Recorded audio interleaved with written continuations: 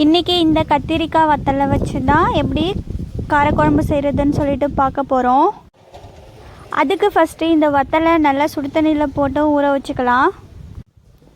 இப்போது ஒரு கடாயில் தேவையான அளவுக்கு எண்ணெயை ஊற்றி வெந்தயத்தை போட்டு, வெந்தயம் நல்லா கோல்டன் கலர் சேஞ்ச் ஆனதுக்கு அப்புறமா, கருகு விடாமல் நல்லா சேஞ்ச் ஆனதுக்கு அப்புறமா நம்ம கடுகு போடணும். கடுகு போட்டு கடுகு பொரிஞ்சதுக்கு அப்புறமா தான் நம்ம வெங்காயத்தை சேர்க்கணும், இல்லைன்னா கசக்கும்.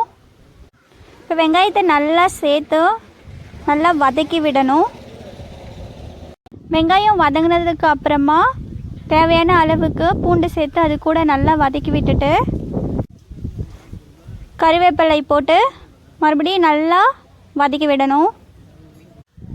இப்போது நான் 3 தக்காளி கட் பண்ணி வச்சுருக்கேன், அதையும் இதில் சேர்த்து தேவையான அளவுக்கு உப்பு, மஞ்சத்தூள் சேர்த்து நல்லா வதக்கணும்.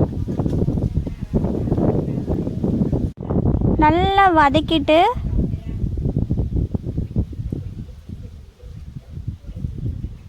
இந்த அளவுக்கு வதங்கினதுக்கு அப்புறமா நம்ம கத்திரிக்காய் வத்தல் வச்சுருக்கோம் இல்லையா, தண்ணியில் ஊற வச்சு, அதை இன்னும் நல்லா பச்சை தண்ணியில் போட்டு நல்லா அலசி அதை எடுத்து இது கூட சேர்த்து நல்லா கிண்டி விடணும்.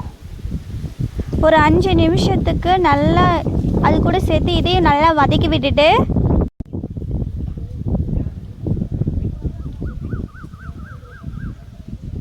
புளிக்கரைசலை சேர்த்துட்டு, இதில் அரிசி தண்ணி வச்சுருக்கேன், அதை தான் நான் சேர்க்க போகிறேன். அரிசி கழுவின தண்ணியை எடுத்து வச்சுருக்கேன், சுத்தமான தண்ணி, அதையும் இதில் சேர்த்துட்டு தேவையான அளவுக்கு தண்ணி ஊற்றிட்டு, இப்போ மிளகாத்தூள் போட்டு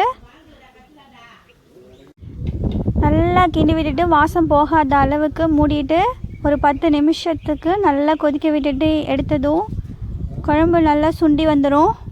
குழம்பு நல்லா சுண்டி வந்ததுக்கு அப்புறமா ஒரு கொஞ்சமாக வெல்லத்தை எடுத்து இதில் சேர்த்துட்டு ஒரு 5 நிமிஷம் நல்லா கொதிக்க வச்சா நம்மளுடைய கத்திரிக்காய் காரக்குழம்பு ரெடி ஆயிடுச்சு. நீங்களும் ட்ரை பண்ணி பாருங்கள். பாய், நெக்ஸ்ட் வீடியோவில் பார்க்கலாம்.